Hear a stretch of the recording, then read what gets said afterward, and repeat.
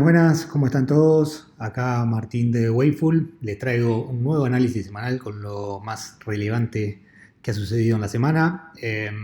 Arrancamos. Eh, Más que nada en esta semana nos vamos a enfocar directamente en las cosas que han afectado al mercado y lo que el mercado está considerando como relevantes. Primero que nada, el acuerdo de Estados Unidos y Japón. Vamos a ver la viabilidad del mismo porque hay cosas que son bien ridículas. Vamos a ver el acuerdo entre Estados Unidos y la Unión Europea. Vamos a ver la viabilidad del mismo, porque también hay cosas que son bien, pero bien ridículas. Vamos a ver qué sucedió ayer con la Reserva Federal, cómo tuvimos esa sacudida en el mercado a mitad de la rueda mientras hablaba Jerome Powell. Y un pequeño bonus que les traigo, una manera alternativa de medir la inflación. Arrancamos. Primero que nada, el acuerdo Estados Unidos-Japón. El anuncio fue este, acá les traigo un titular de CNN Business. Trump anuncia un acuerdo masivo con Japón. Acá algunas aclaraciones. Primero que nada, es un MOU, o sea, un memorándum de entendimiento, no un acuerdo. Consiste simplemente en 15% de tarifas recíprocas para ambos lados, incluido autos. Esto no se sabía si iba a entrar o no, se pensaba que por ahí iban a estar excluidos los autos, pero no. Los autos americanos sí van a empezar a entrar a Japón, pero con un 15% de tarifas.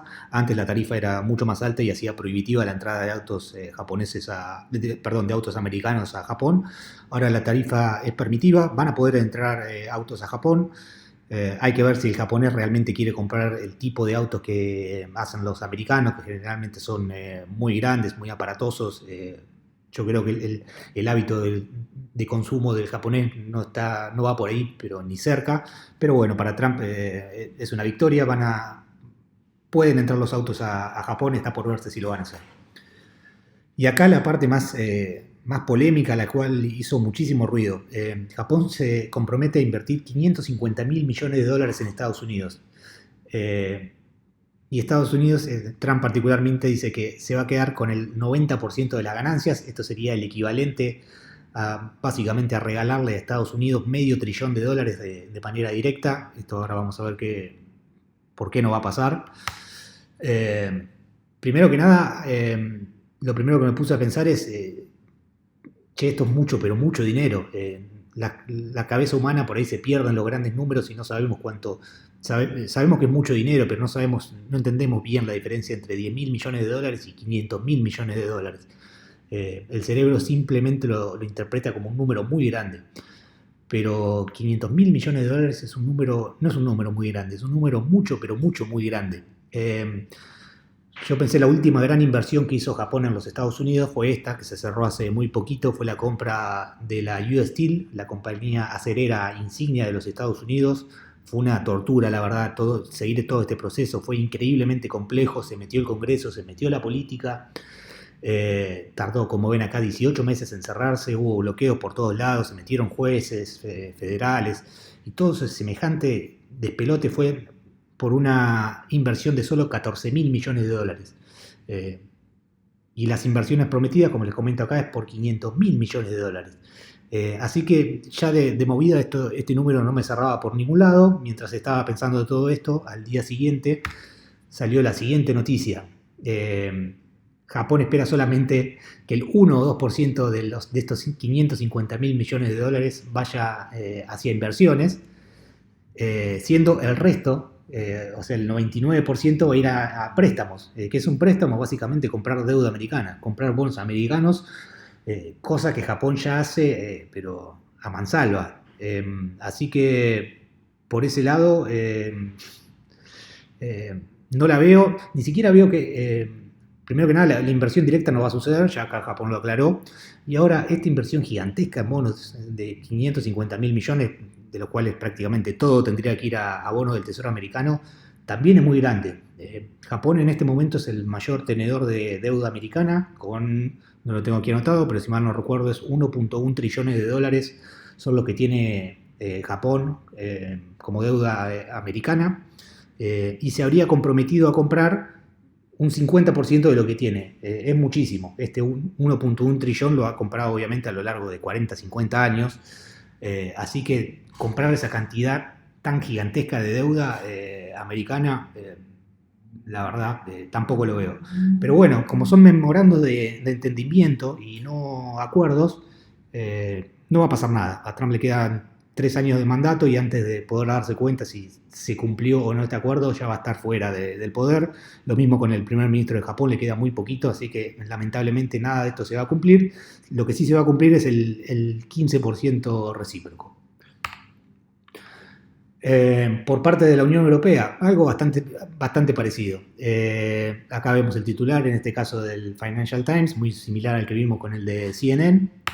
Vamos a la viabilidad. Al igual que el acuerdo anterior, es un memorándum de entendimiento, no un acuerdo. Antes que nada, una pausa. ¿Por qué es un memorándum de entendimiento y no un acuerdo?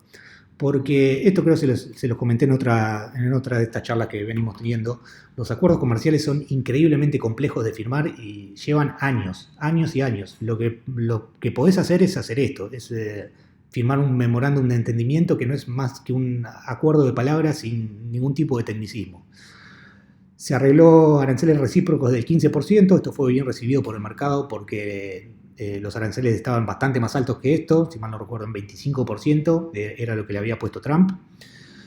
Y acá la parte ridícula, Europa se compromete a comprar 750 mil millones de dólares de energía, me da risa mientras leo esto, en 3 años, mientras que en el año 2024 se importaron algo menos de 100 mil millones de dólares de energía americana. Estos 750 billions son 250 billions por año. No les traje, o sea, yo me puse a hacer la cuenta, me puse a buscar los números por todos lados a ver si era viable o no. No lo quise aburrir trayéndole el desagregado de los números, pero créanme que están correctos. Europa tendría que multiplicar su importación de gas americano por 3. En realidad debería aumentarla mucho más. No podría aumentarla más de por 3, simplemente porque esto sería ya el total de toda la producción exportable de los Estados Unidos.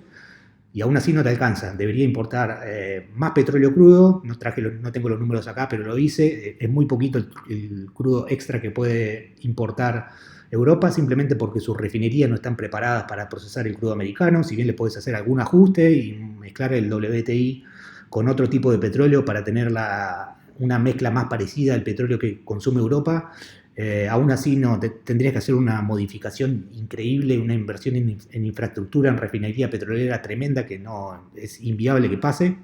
Aún así no te alcanzaría, así que tendrías que comprar carbón. Europa quema mucho, ellos le llaman lignite, no sé cómo es la traducción al español, es muy parecido al carbón, se podría reemplazar con carbón americano, obviamente no llegas a cubrir nada de esto, así que necesitarías además tecnología nuclear y aún así estaríamos unos 30 mil millones de dólares cortos por año. Esto es en el escenario teórico más optimista más optimista y ridículo que se me pudo ocurrir. Aún así, estás 30 mil millones de dólares cortos por año. Pero, acá las palabras claves, la Unión Europea se compromete esto es un textual, a intentar comprar, no a comprar. Así que bueno, esto es algo que me parece que tampoco va a suceder desde ningún punto de vista. Aún así, lo mismo que con Japón, quedan 3 años de mandato. Y como es un memorándum de entendimiento y no un acuerdo, no hay establecido mecanismos para castigar al que falle en parte del acuerdo ni nada de eso. Así que bueno, pero lo que sí se va a aplicar, al igual que con Japón, es este 15%. Esto es todo lo que importa, me parece, de todo lo que se firmó, simplemente porque el resto no va a suceder.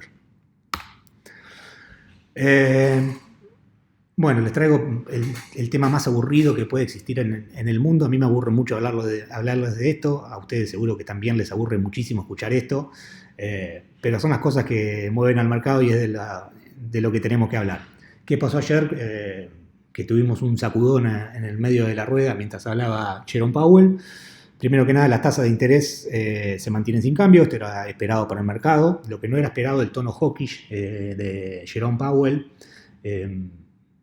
Lo que dio a entender de todo el berenjenal de palabra que siempre da, se lo digo en un tono muy muy coloquial, es ¿para qué me están pidiendo que baje la tasa de interés si la economía está andando perfecto, el empleo está muy bajo y la inflación todavía está lejos de la meta? La inflación está corriendo al 2,6, 2,7 y la meta de inflación es 2%.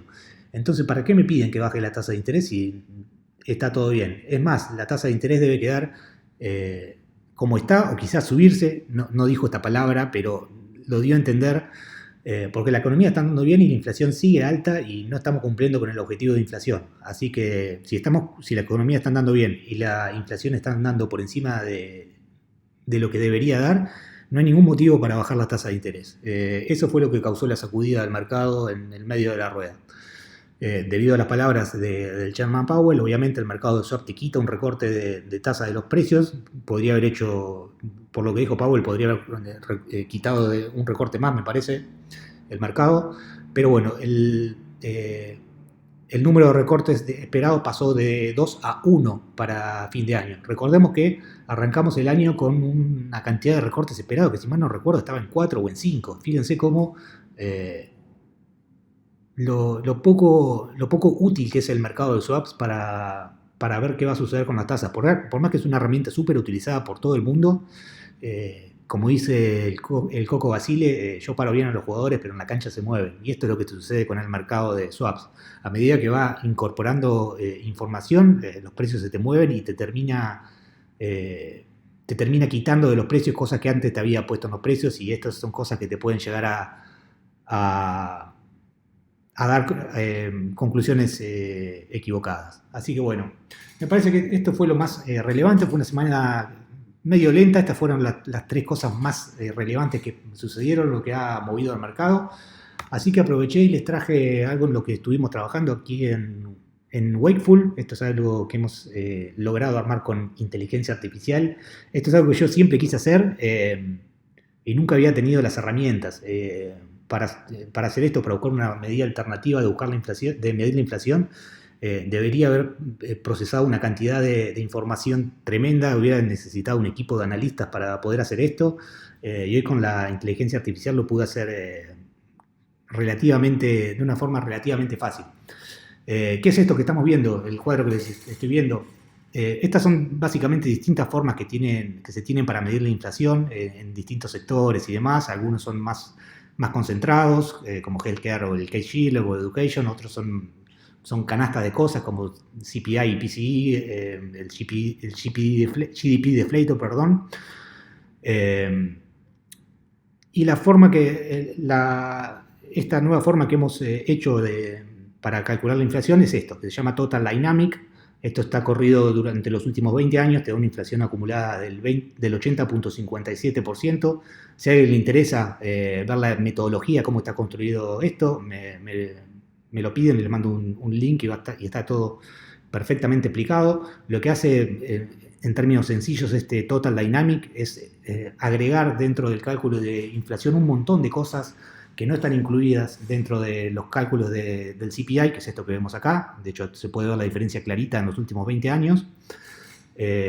Al índice que hemos construido aquí nos da prácticamente un 15% más de inflación en los últimos 20 años, lo cual no hay forma de saberlo empíricamente, pero se siente real. Lo que sí se puede comprobar empíricamente es cómo está construido este índice que hemos construido, que me parece que está construido de una forma muy sólida, muy robusta. Te incluye prácticamente todo, te sigue el dinero desde que lo ocupe un banco central hasta dónde termina.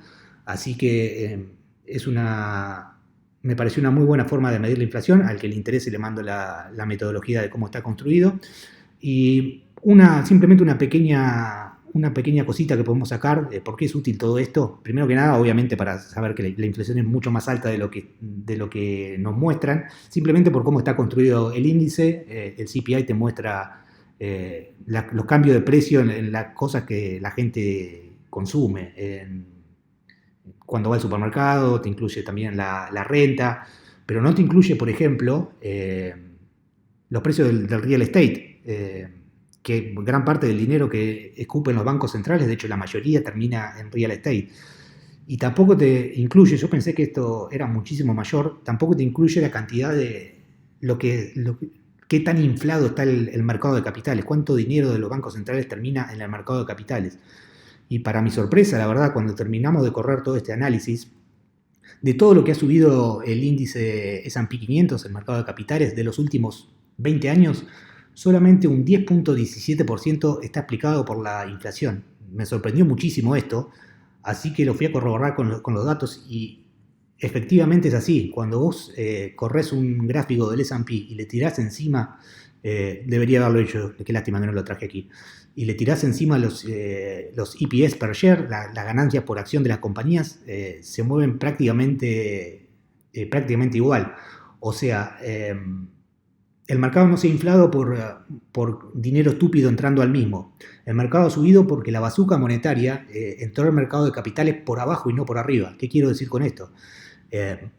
La bazuca monetaria no fue a comprar acciones, pero sí fue hacia las compañías que están dentro del índice de S&P 500 en forma de crédito para las compañías. O sea, las compañías han tenido muchísimos ingresos, al ser todas compañías muy buenas. El S&P 500 son las 500 compañías, las mejores compañías del mundo, por algo están ahí.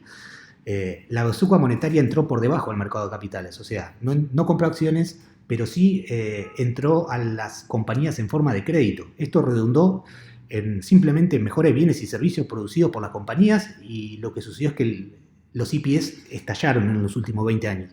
Esto es claramente verificable empíricamente, les repito, tiren un chart del S&P 500 y tírenle el EPS per share encima y la correlación es prácticamente perfecta, salvo, va a estar un poquito más arriba el S&P 500 por este excedente del 10.17 de inflación que fue hacia mercado de capitales.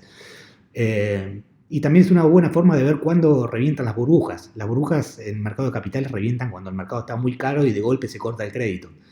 Mientras hice este mismo análisis tan simple como tirar el S&P 500 como el EPS per share encima, se ve claramente que los 3 momentos donde el índice estuvo más caro fueron fines del 2007, principios del 2020, previo al COVID, y en marzo del 2001 o 2002, no recuerdo exactamente, 2001 o 2002, previo al reviente de la burbuja.com. Les recomiendo que hagan este ejercicio y van a llegar a la misma conclusión que yo. Así que nada, si a alguien le llega a interesar esto, me lo piden simplemente y les paso la metodología. Eso es todo por esta semana, espero que estén muy pero muy bien y bueno, nos vemos la semana que viene. Chau, chau.